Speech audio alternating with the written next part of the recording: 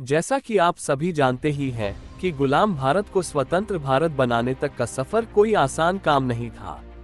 भारत की आजादी के लिए कितने ही क्रांतिवीरों द्वारा समय समय पर कई आंदोलन किए गए।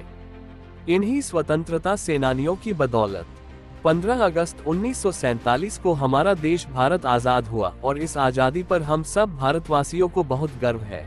हमारी आजादी उन भारत के स्वतंत्रता सेनानियों की वजह से है जिन्होंने हमारे देश को आजाद कराने के लिए अपने प्राणों की आहुति दे दी। चलिए जानते हैं ऐसे ही कुछ स्वतंत्रता सेनानियों के बारे में। नंबर 1, मंगल पांडे। भारत के इतिहास में स्वतंत्रता सेनानियों में सबसे पहले मंगल पांडे का नाम आता है। मंगल पांडे का जन्म उत्तर प्रदेश के बलिया जिले के एक गांव नगवा में एक ब्राह्मण परिवार में हुआ था। वे सन 1849 में 22 साल की उम्र में ब्रिटिश ईस्ट इंडिया कंपनी की सेना में शामिल हुए थे। वे बैरकपुर की सैनिक छावनी में 34वीं बंगाल नेटिव इन्फेंट्री की पैदल सेना में एक सिपाही थे।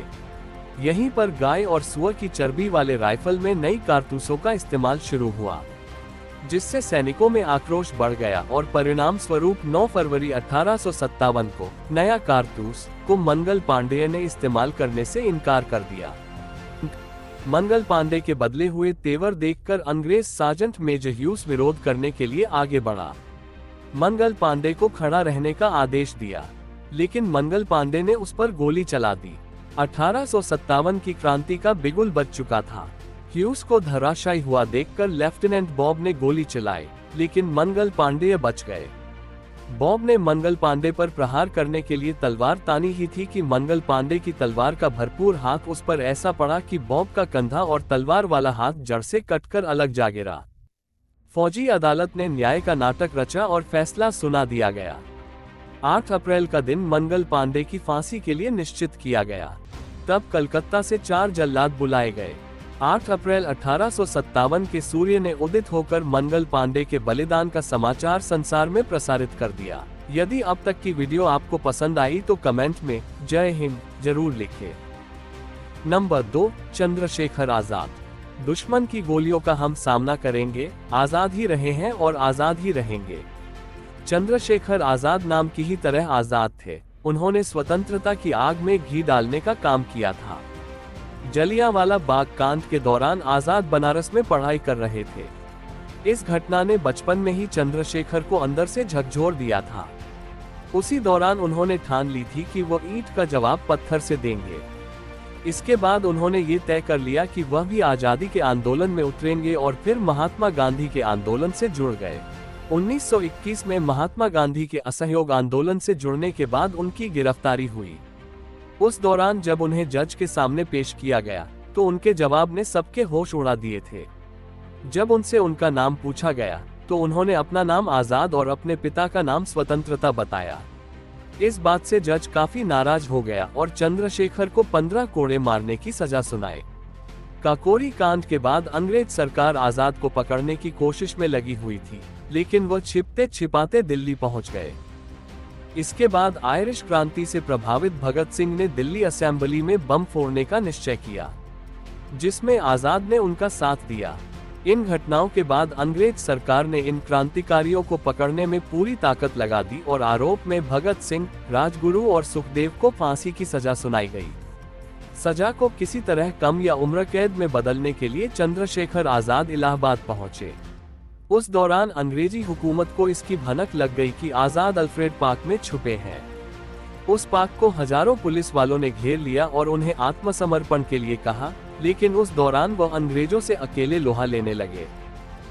इस लड़ाई में 20 मिनट तक अकेले अंग्रेजों का सामना करने के दौरान वह बुरी तरह से घायल हो गए। आजाद ने लड़ते हुए शहीद हो जाना ठीक समझा।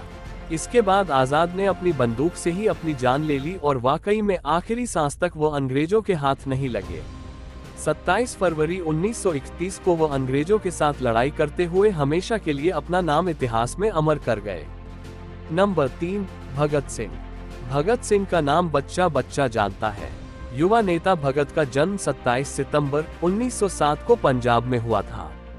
मात्र 23 साल की उम्र में इन्होंने अपने देश के लिए अपने प्राण न्यौछावर कर दिए।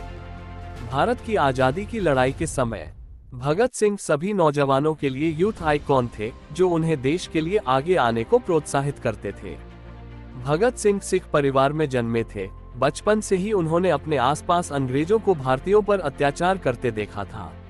1919 में हुए जलियांवाला बाग हत्याकांड से भगत सिंह बहुत दुखी हुए थे और महात्मा गांधी द्वारा चलाए गए असहयोग आंदोलन का उन्होंने खुलकर समर्थन किया था। भगत सिंह खुले आम अंग्रेजों को ललकारा करते थे।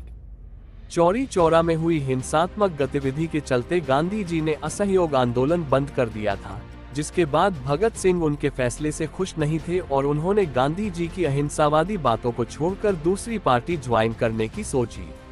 इसके बाद 1928 में उन्होंने Hindustan socialist Republican association (HSRA) join कर ली, जो एक मौलिक पार्टी थी जिसे चंद्रशेखर आजाद ने बनाया था।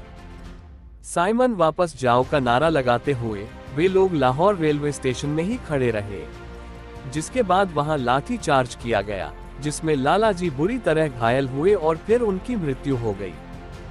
लाला जी की मृत्यु से आघात भगत सिंह व उनकी पार्टी ने अंग्रेजों से बदला लेने की ठानी और लाला जी की मौत के लिए जिम्मेदार ऑफिसर स्कॉट को मारने का प्लान बनाया, लेकिन भूल से उन्होंने असिस्टेंट पुलिस सॉन्डर्स को मार डाला। ब्रिटिश सरकार ने उनको ढूंढने के लिए चारों तरह का जाल बिछा दिया। दिसंबर 1929 को भगत सिंह ने अपने साथी बटुकेश्वर दत्त के साथ मिलकर ब्रिटिश सरकार की असेंबली हॉल में बम ब्लास्ट किया। 23 मार्च 1931 को भगत सिंह, राजगुरु और सुखदेव को फांसी दे दी गई। कहते हैं कि तीनों की फांसी की तारीख 24 मार्च थी, लेकिन उस समय पूरे देश में उनकी रिहाई के लिए प्रदर्शन हो रहे थे, जिसके चलते ब्रिटिश सरकार को डर था कि कहीं फैसला बदल न जाए। इसके परिणामस्वरूप उन लोगों ने 23 और 24 मार्च की मध्यरात्रि में ही तीनों को फांसी दे दी और उनके अंतिम संस्कार भी कर दिया। इस वीडियो में इतना ही दोस्तों। इन महान हस्तियों को इस आजादी के दिन याद कर व उनके बारे में जानकर आपको अच्छा लगा हो तो वीडियो को लाइक, शेयर व सब्सक्राइब करें और कमेंट में जय हिंद जरूर लिखें।